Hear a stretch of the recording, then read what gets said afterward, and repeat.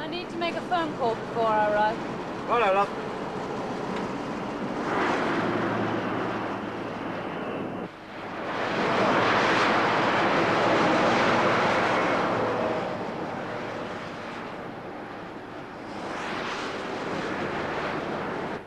Oh, these are lovely, David. Thank you, dear. Oh, by the way, I came across some odds and ends of yours you must have left behind. Yeah, I thought I was missing the odd sweater. Do you want to take them now, or shall I send them on when you've got a permanent address? No, leave it, dear. It's nothing important. Seems to be taking you a remarkably long time. I wouldn't have thought it was all that difficult to find a furnished flat. Well, there's a lot of tat around. To find something decent may take a while. In the meantime, I must admit I'm rather fed up with the hotel. Your father used to like the Debenham. I remember we stayed there several times after dinner dances. Too grand for me, I'm afraid. Oh, nonsense. You could afford it perfectly well. After all, you've only got yourself to think of. You've no wife or children to keep. I didn't have to say that. No, perhaps not. But perhaps it's time I did. Oh, Mother. I know how much I must have upset your feelings. No, not at all. Didn't mean to. I'm sorry. I should have been more considerate. Besides, I know you don't like being on your own, so, I mean, there's no hurry. I might just as well come back here for a few weeks while I look around, if that's all right. No, I think not, David. If you come back now, it will all be forgotten. I'd rather it were forgotten, Mother. Well, I wouldn't. Your instinct to go was right. You should have a home of your own. David, you've only known who you were and what you were once in your life so far, and that was with Jill. Now, somehow you've got to find yourself again, and I don't think you will. Not while you're living at home. Now, if you'll excuse me, I'm just going to put the rest of these in water. Kirkman Aircraft again. Just a minute. Yeah, all right, selling fuel. It's a free country. Anything else? Oh, hell, I wanted to see him myself. Hang on. Yeah, well, it'll have to be late Friday or Monday. No! I want to get away from this madhouse, breathe a bit of decent air. Look, hang on, will you? Yeah? Jennifer Kingsley? No, you must have the wrong extension. Ah, I see, Hammond. No, she's in a meeting at the moment. She should be free in about half an hour. Who's calling? Hello? Sorry, where was I? Appointments.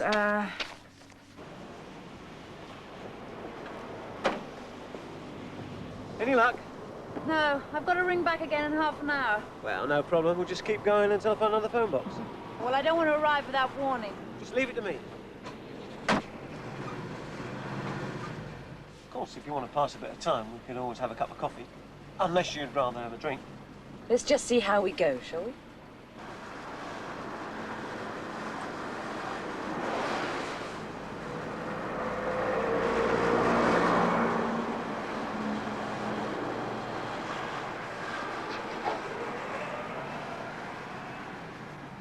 There's the air freight estimate I promised you. Ah, thanks. Oh, yes, and somebody phoned. Oh, who? I don't know. They rang off when I asked. Heavy breather style? Well, none less females are at it now.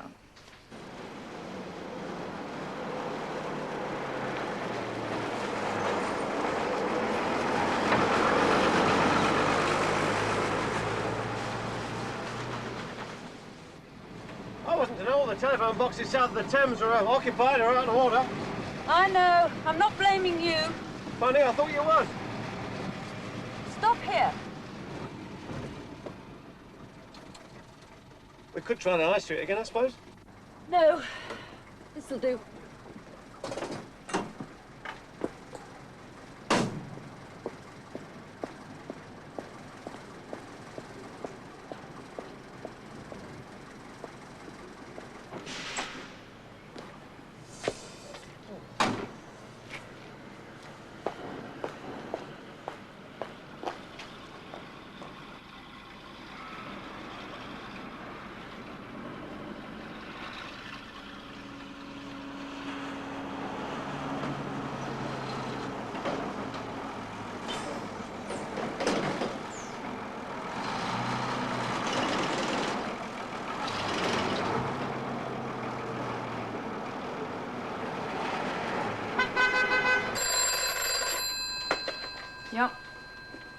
Yes, hold on.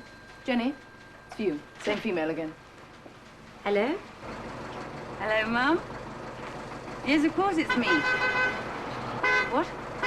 No, one of your lorries. Lorries. No, he thinks we're in his way. Your lorry does. But, Barbara, don't be silly. There can't be Hammond lorries in Canada. Not? Where are you? What do you mean here? Mum, will you stop bleating down the phone like a sheep? Well, why don't you come outside and have a look? Ronnie giving you a new toy to play with that sheep. Just as you can move that, you've got enough room. What's the matter with you? Oh, I don't know. Bloody lorry driver, do was rocking.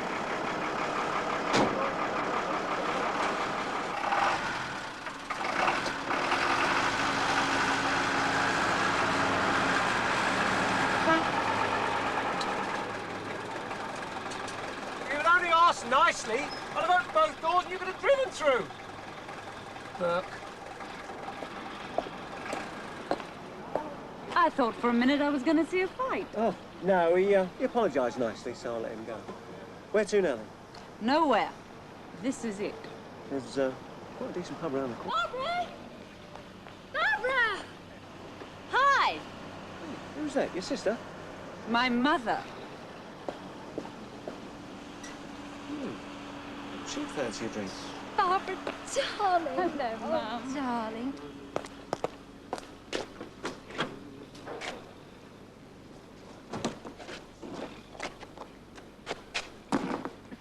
When did you arrive? Where's Johnny?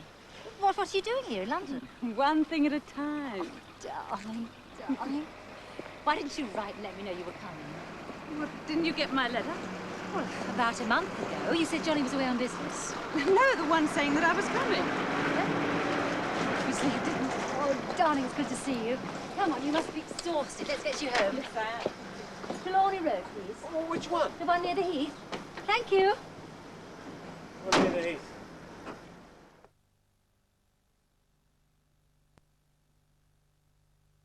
All right, to sum up, we approve the technical aspects of the report and agree the desirability of its implementation. Certainly on our side, we're in a position to set up staff training facilities at once and to confirm the orders for special repair and recovery vehicles as soon as formal decision is taken.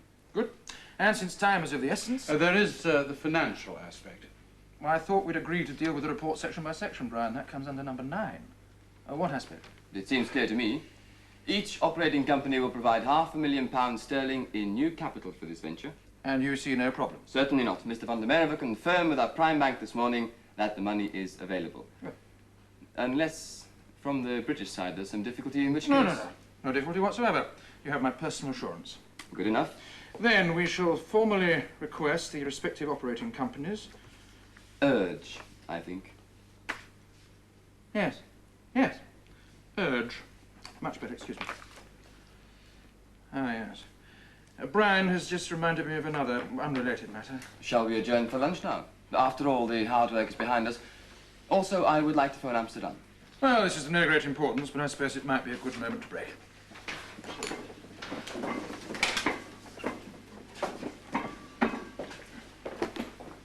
You'll find an attractive waitress in the dining room waiting to serve you drinks. Good. We deserve one, I think. And a private telephone. We'll join you in a moment or two. Cut this short. Must talk to you. Talk about what? You're going too fast. You're rushing it. The preliminary work has been done to our satisfaction. Now we implement it. That's hardly a rush. You can't commit Hammonds to £500,000 just like that. I can't, no, but the board of this holding company can. Now that we know the price, it must be referred back to the full board of directors. Why?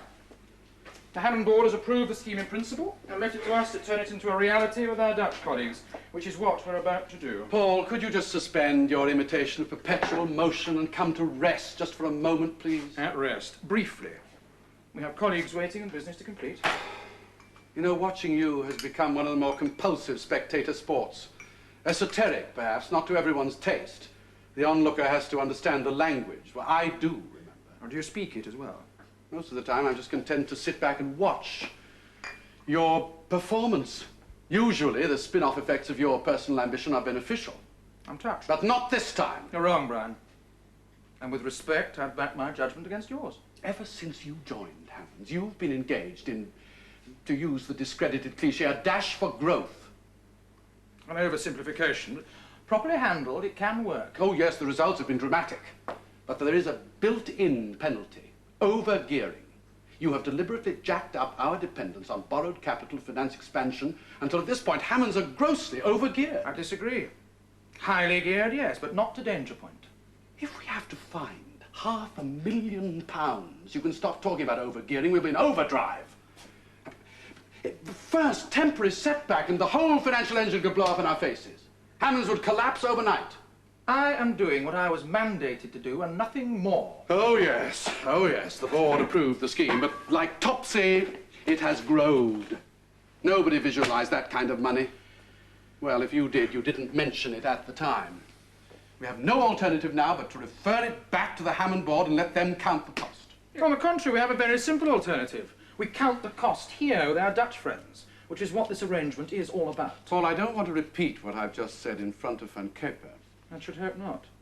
You destroy the whole principle of the holding company's responsibility. I'm only asking for a reference back to the Hammond board. For what reason? Here we have the fruits of months of work, criticised, redrafted, amended, and finally approved. But what is there to refer back?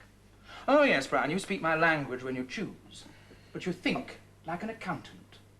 I think like a banker. Now, I'm sure you won't be offended if I say an accountant's training and mental discipline make him an ideal number 2. Not a number 1. It's not his job to see opportunities. He administers warnings. His wisdom is retrospective. Now, this is our first major venture into international cooperation overseas.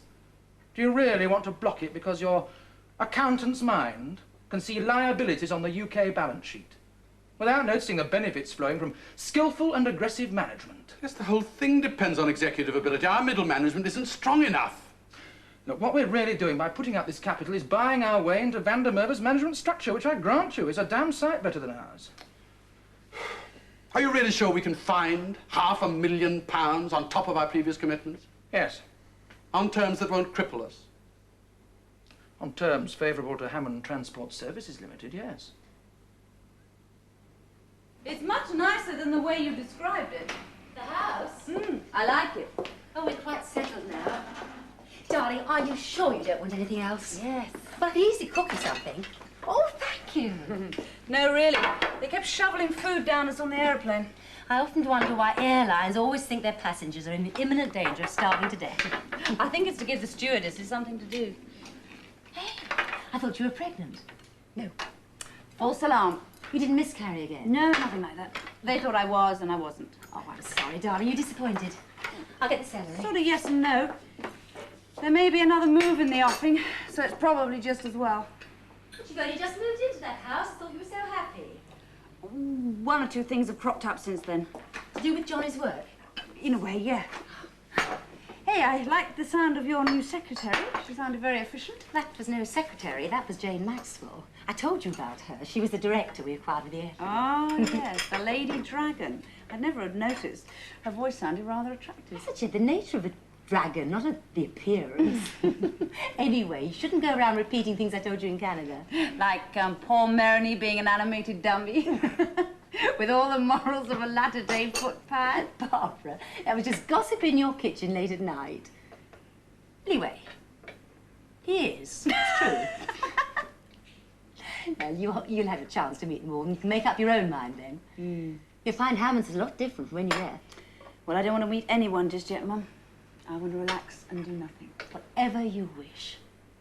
Oh, I did wish you told me you were coming. I could have got your room ready, met you at the airport.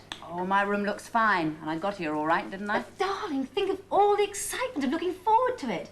Could have got up early this morning, made Edward take the day off. Oh, good Lord. What's wrong? In all the confusion, I forgot to tell him you were here.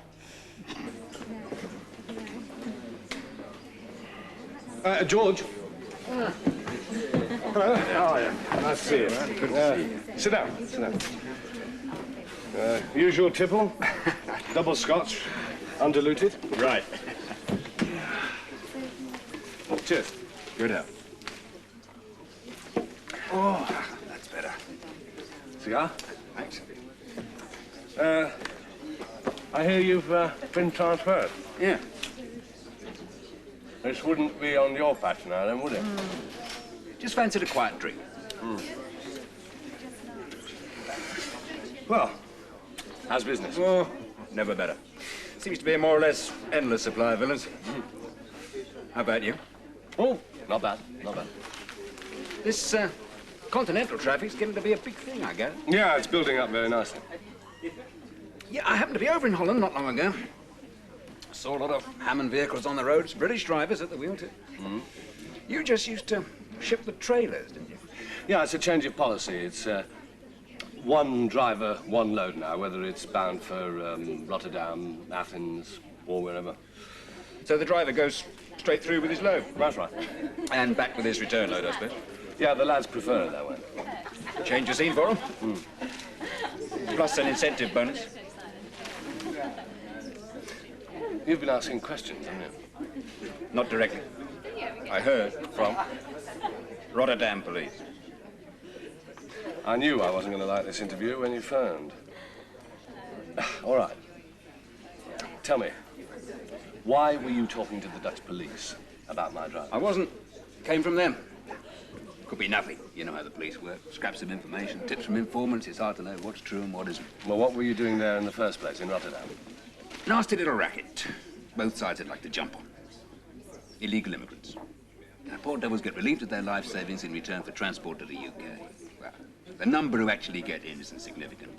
The amount of human suffering involved is. Are you saying that Hammond drivers are involved? If I wanted to say that, Mr. Hammond, it wouldn't be over to drink in your local. I'd be surprised if some of your men haven't been approached. Now, whether they've fallen for it, I wouldn't know. I hope not. The Dutch don't like the team who are behind this. They're good coppers, and in my opinion, they'll have them. And when they do, there'll be big headlines. I'd rather those headlines were in Dutch. I expect you would, too. Yes. Be better all round. Can I get you another one? No, I've got a murder on, and the post-mortem report should be ready by the time I get back. Well, I hope you find out who did it. We know who did it. Just going through the motions, that's all. Afternoon, Mr. Riley. Hello, Mr. Fisher.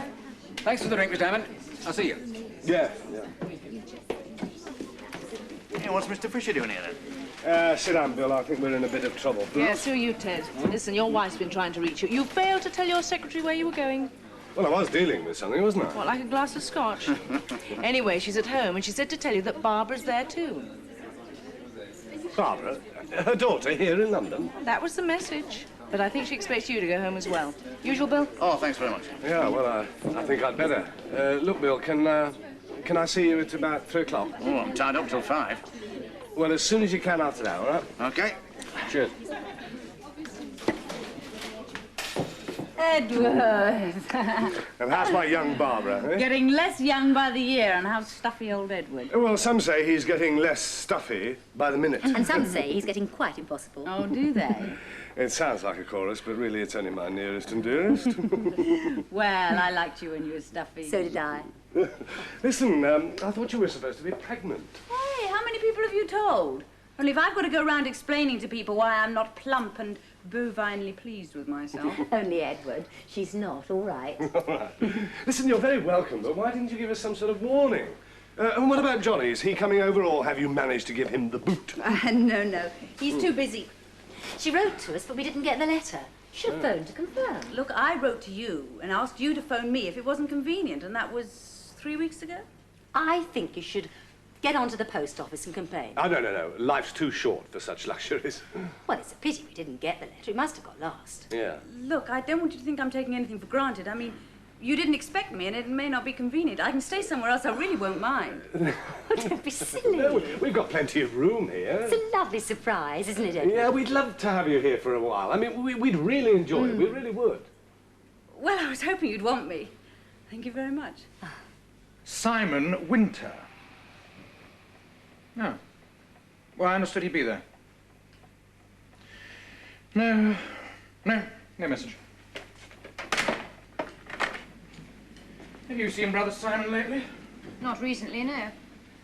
Whenever I try to speak to him, he appears to be permanently in transit. You say that was a coincidence? I've no idea, and even less interest. Why? Since your interest is negative, it hardly matters. All right. What do you want me to do? What about? Simon. Ask him to dinner? You know, it seems a long time since we've seen your father. Perhaps we should invite him round for drinks. When? At his convenience, which I would hope might be soon. But not Simon? No. Okay. Thank you. Has peace broken out? I mean, can I talk to you now? I wasn't aware we were engaged in hostilities. I don't know whether you're inhuman or subhuman, but other people simply don't exist as far as you're concerned, do they? Actually, you do. The rest of mankind I decline to bleed for. Actually, I don't either. Look, I don't know what it is I've done, but whatever it is, I'm sorry, all right? Oh, such magnanimity. You arrive home late yet again. You're in a foul temper because you think Simon is avoiding you. You do nothing but sit and mutter and brood over your boring business affairs. You don't look at me once, let alone twice, and you don't know what you've done. And what makes it so infuriating is that you really don't know. Actually, I'm never in a foul temper, nor do I mutter. Otherwise, I apologise. Humbly. Mea culpa. I grovel at your feet, figuratively, for preference. Shut up. What joy, I'm forgiven. Well, only because I had a very exciting letter this morning and I've been dying to tell you about it.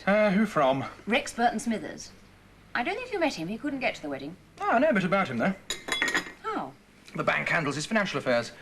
I remember I revised his portfolio when I was dealing with investments some time ago. You see now. Anyway, he has invited us to stay with him for a whole month over Christmas and New Year at his house in Barbados.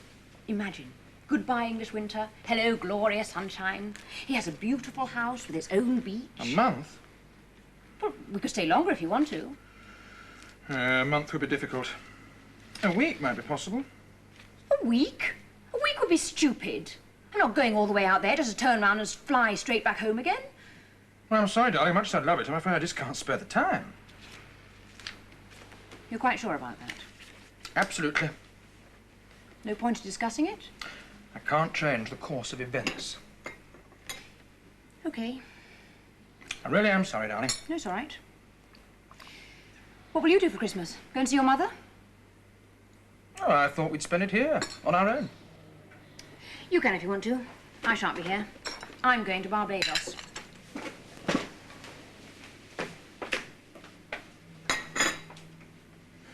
Yeah. No, a bit tired. Journey was fine.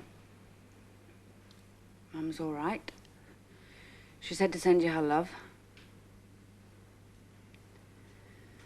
No, I haven't. I shan't. Look, it's my business, no one else's.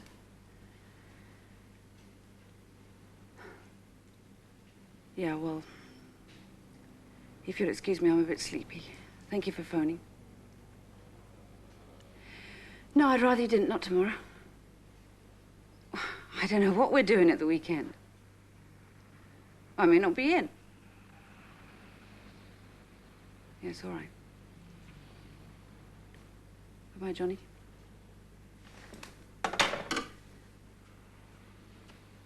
Oh, it was the first I'd heard of it.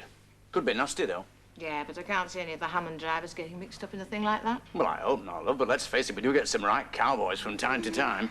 Yeah, you're not to say anything about this, mind. No, I mean, not to anybody. No, all right. Not even Mrs. Hammond. All right, all right, all right. I mean, Ted wanted it to be between the two of us, but I said, well, Gwen will have to know if I'm going to do that. And in the end, well, he agreed. Hang on. Do what? Well, Mr. Fisher went out of his way to give us a word of warning. We can't just ignore it. Don't see there's anything you can do about it. Well, we agreed the best thing would be for me to take a truck over to Holland. Oh, likely story. No, well, I like to drive the routes from time to time. I know, yeah, I you know, know, keep you at the love it. sharp end of the business, so the lads won't think it's strange. That's what I mean. So I may be away a bit longer than usual, and you've got a right to know why. Well, when will you go? Well, there's a board meeting next week, sometime after that. How long for? A few days, maybe a week. Doing what? Well, nothing much, really. Just hanging about the places where drivers meet, you know, cafes and bars and the like. See if I can hear anything. Follow my nose, really. You know what it sounds like? What? Sounds like a very good cover story for a husband who fancies a few days on the loose. It's not bad, is it? Because I shan't have to tell you where I am or anything. Yeah, it's a pity I've got nothing to cover up. Oh, well, that's all what you say. Perhaps something will turn up. You never know your luck. Hey, don't you do anything daft, Bill? Only if I get the chance. No, no, silly. I mean, don't you go looking for trouble. Hey, supposing they approached you? I mean, the men that are running this racket. I mean, what would you do? Well, I'd probably pretend I was deaf and run the other way. Yeah, well, mind you do. Oh, isn't this a mess here? You can sort that out. I mean, if they knew that you were looking for information... Look, love, that's a matter for the police, not for me. I've seen a Dutch riot squad in action. And believe me, they're hard men who don't mess about. When the Dutch start making arrests, they won't be too fussy. And I don't want to find any Hammond drivers in handcuffs. No. Anyway, you've nothing to worry about because what I'm really going to do is to go over and visit my Dutch dolly bird. You're too well looked after here to go in for anything like that. Oh, am I? Yeah. Apart from being too idle, lazy and self-satisfied. Oh, thanks very much. Won't be long. I'm just going to post a letter. Well, it won't go off until tomorrow now. I know. So there's no rush? I feel like a walk. Well, you can wait for a few minutes. Sit down, please.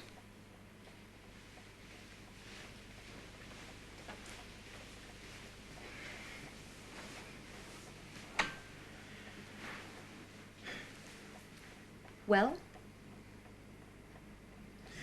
Well, I won't add to the tedium by going into the details of my boring business affairs, but something important is happening.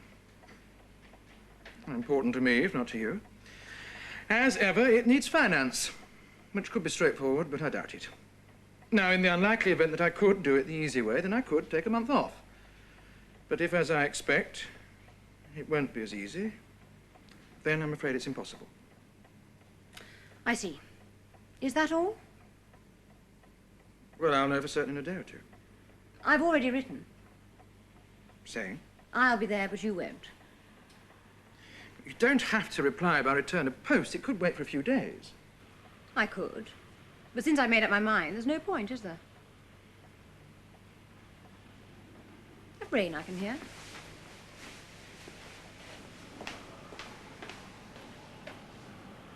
I don't want you to go to Barbados on your own.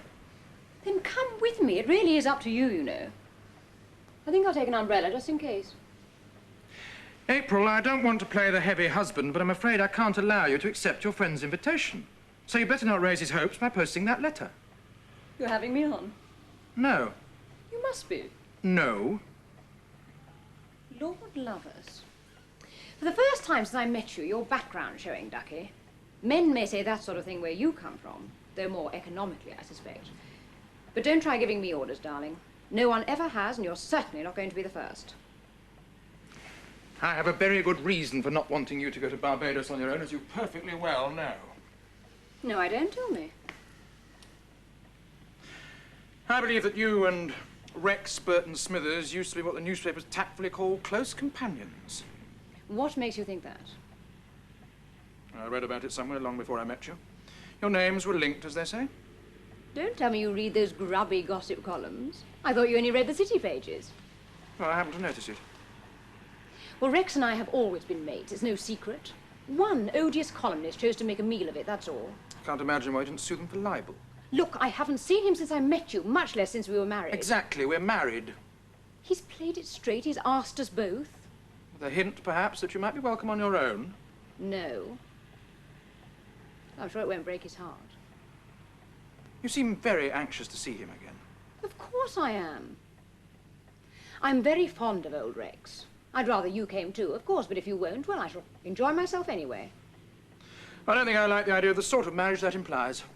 You laid down the ground rules of our marriage, Paul. You're always going off on your own. Well, that's business. With me, it's pleasure.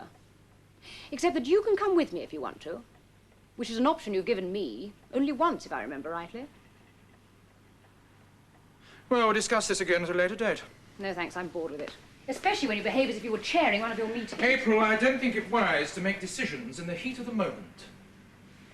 I'm not heated, darling. I'm being as cold-blooded as you. And in that spirit, let me point out that you can't actually stop me. I have my own money. I don't need you to pay for me, or support me, or provide me with a place to live. I can do all that for myself, if necessary. You forced me into a humiliating and distasteful confession. Oh, about what? The real reason why I don't want you to go to Barbados on your own. You're afraid of what people might think. No. I never said this before to anybody and really meant it. Keep this up and you'll preserve your record. I can't bear the thought of you being alone with another man. I shan't. There'll be a house full of guests. Just the same, I'm jealous. I can't help it. I dislike saying so. It offends my pride to admit to that kind of undignified possessiveness. But that's how I feel. No, you don't. To be jealous of someone, you have to feel deeply for them. You don't feel deeply for anyone. Except yourself, of course. David! I was going to ring you, but your mother said you were feeling off colour. Oh, just jet lag. I'm fine now. I'm meeting her from work. We're going to the theatre. You've got half an hour to wait. She's in a meeting. Come and have a drink with me. I'll leave a message, see where we are. Yes, I'd like that. Thank you.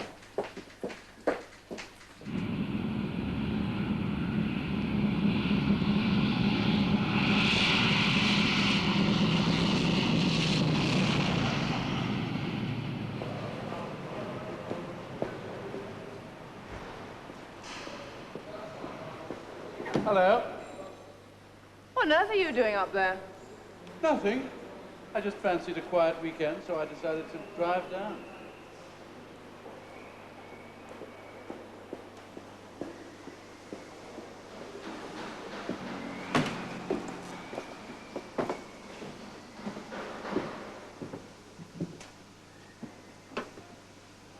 When you were at the Happy Farm, I suppose you were on drugs.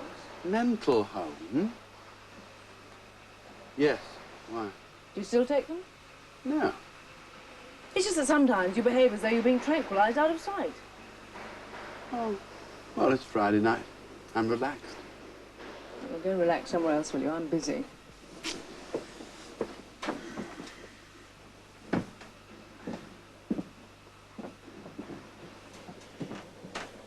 Do you know, Barbara is my half-sister. Who? What are you talking about? Jennifer's daughter. But how can Jennifer's... You're joking. The mind boggles.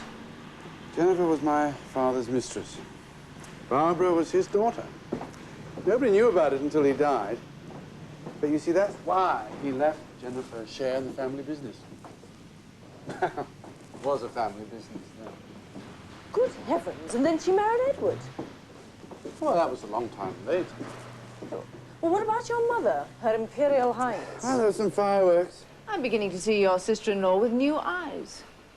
Perhaps that impression of empty charm does conceal a human being after all. No one talks about it anymore, so perhaps you wouldn't mention it. Why are you giving me this glimpse of the family skeleton anyway? Well, I thought you should know. Why? Well, I'm a Hammond, Lord help me. It's all part of me in a way. If there's supposed to be a meaning in that, it's not apparent. Well, I thought you should know. I'll go and wait in your office till you're finished. Brian, how many have you had? Oh, I just dropped in at the pub across the road. I thought you were practically teetotal these days. I was thirsty. Whiskey does not quench the thirst. Well, perhaps I'll make myself a cup of coffee. No, tea. Yes, tea would be better. I'll bring you a cup. It's all different. Cheers. The depot? Pretty well done over. The people are done over too, aren't they? Brian's divorce and his illness. Well, Mum kept me in touch. She wrote and told me about your... Well, I wrote to you at the time anyway. You'll find my mother exactly the same, too. You don't talk about it. No.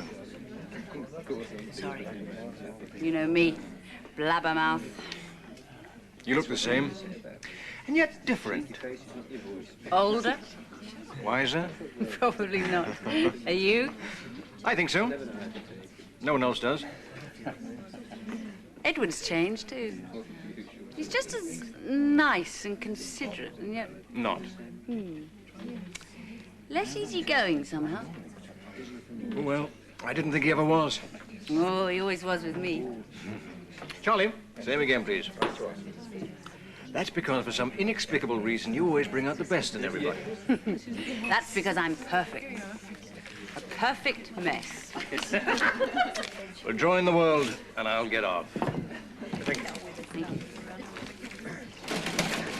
Anyway, what have you been doing with yourself? Mum wrote and told me that you'd bought a boat and taken up motor racing. I used to get mad enthusiasms like that. These days, nothing but work, I'm afraid. Oh, come on. You must get out and about now and then. You mean women? Put it crudely, yes. Well, there has been the occasional dead end. There's a lady called Claire. That might have worked out. But for the existence of Paul Maroney. Oh, I thought his wife's name was April. It is.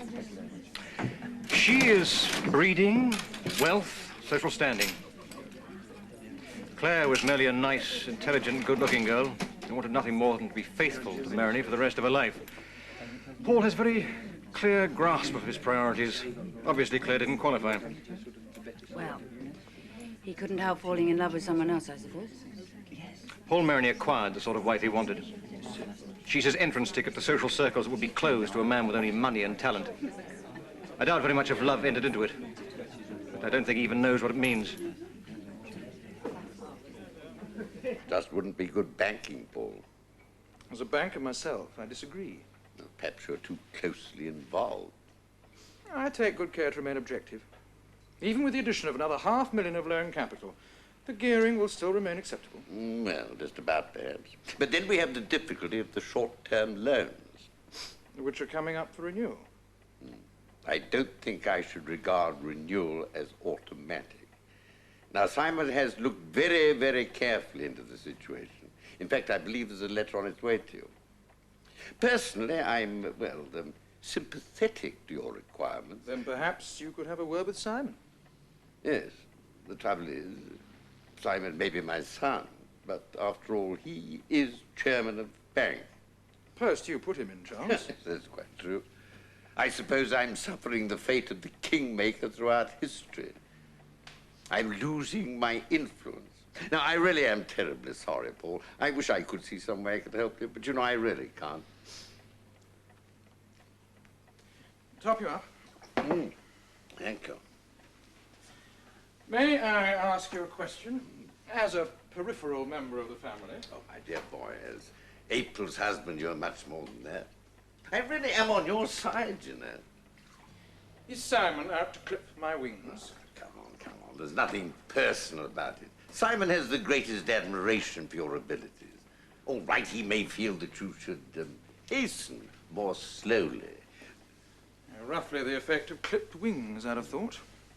My dear Paul, in your case, I am quite sure the feathers would grow again. Yes, well, I don't intend to suffer the restriction at all. What do you mean? Adopt an alternative plan?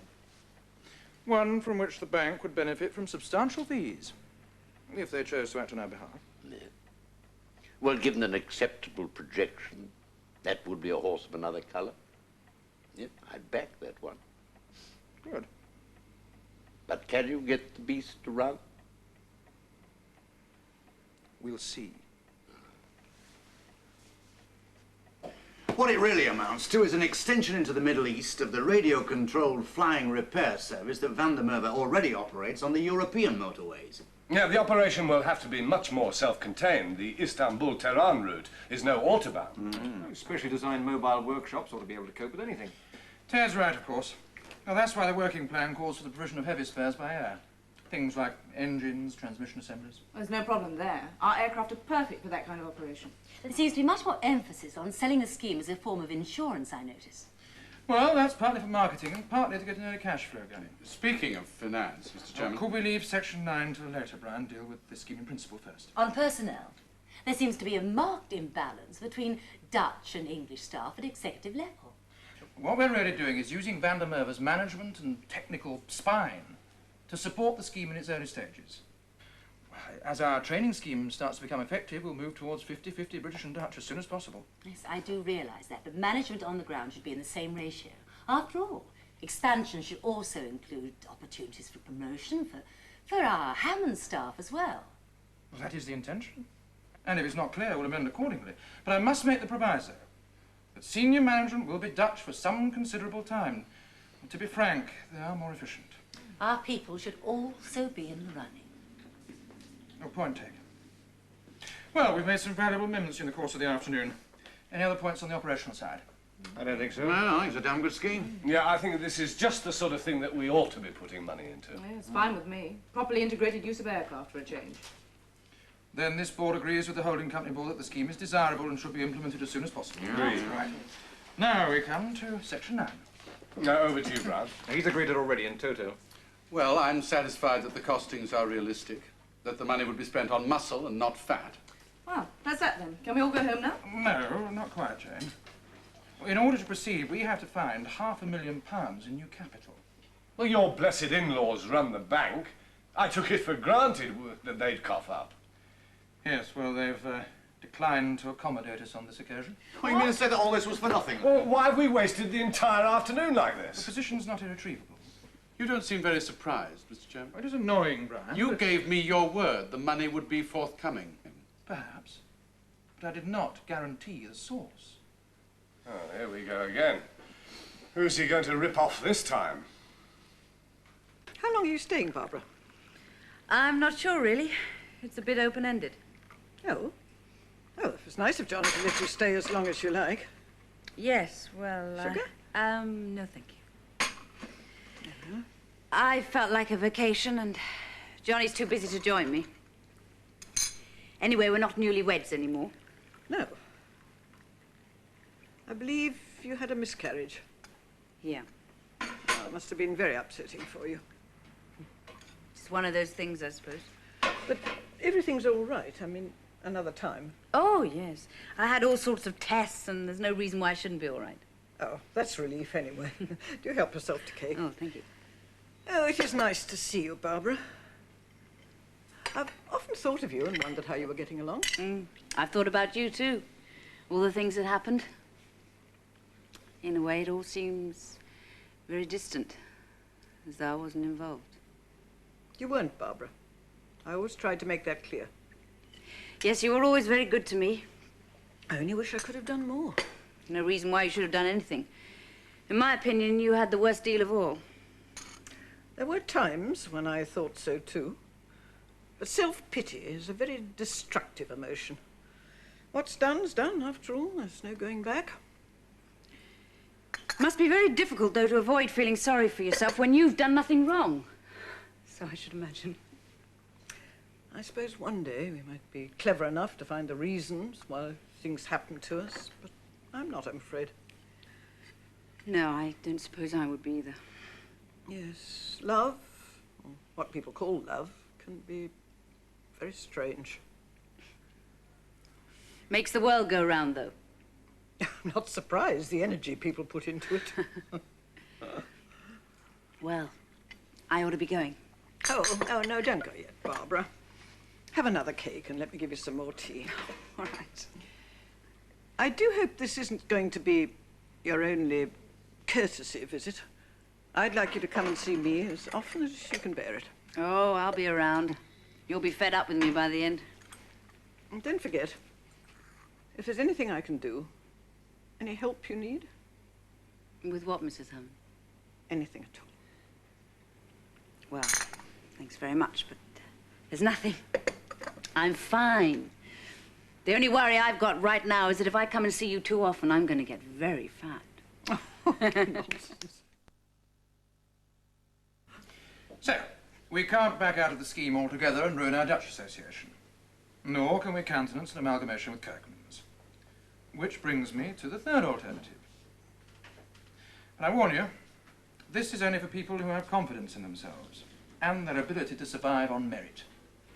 A rights issue. Yes.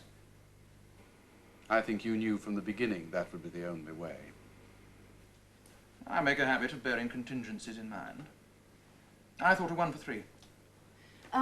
What are you talking about? Oh, an issue of new shares. Each present shareholder would be entitled to buy 1 new share for every 3 shares he or she presently holds. Well, what happens if he can't raise the cash? Any shares not taken up would be sold on the open market. Probably at a premium if we pitched the price correctly, so they'd make a capital gain.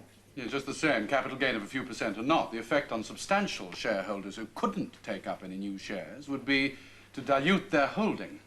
Well, personally, of course, I wouldn't be affected. No, nor would I. Yeah, me neither. But there are Hammonds here who would. Well, it's up to them, isn't it? It sounds a painless way of raising money. Well, there'd be no debt involved, and though we'd have to earn the profits to pay the dividends, the cost of that would be less than loan interest at today's rates. In fact, a successful 1 for 3 would enable us to fund most of our existing loan capital. What price would the shares be offered? 15% discount? At today's prices, something like that, yes. Really?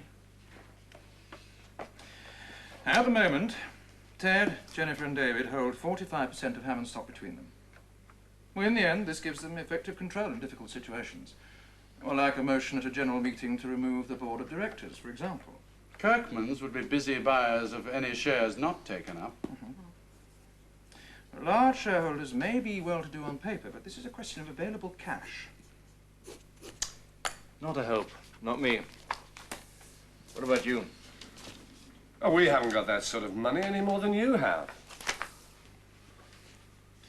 Well, I believe that a rights issue is in the best interest of this company at this point in time. Debts cleared, links with the Dutch reinforced, and the ability to proceed in a potentially highly profitable direction.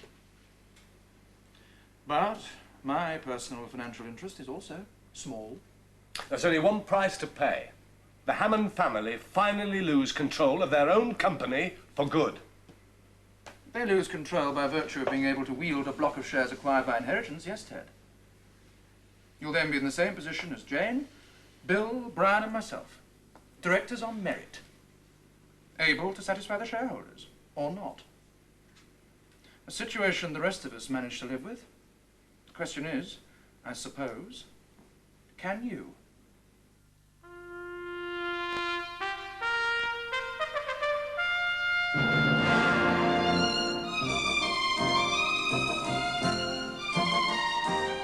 Your favourite soap starting shortly here on UK Gold, Sons and Daughters at noon. Then has Charlene broken up with Scott for good? Does Warren stand a chance? Neighbours at 12:30. Then at 1, EastEnders. First, bets on a posting, England or Greece for the Aussie squaddies. We visit wartime Australia for the Sullivans next.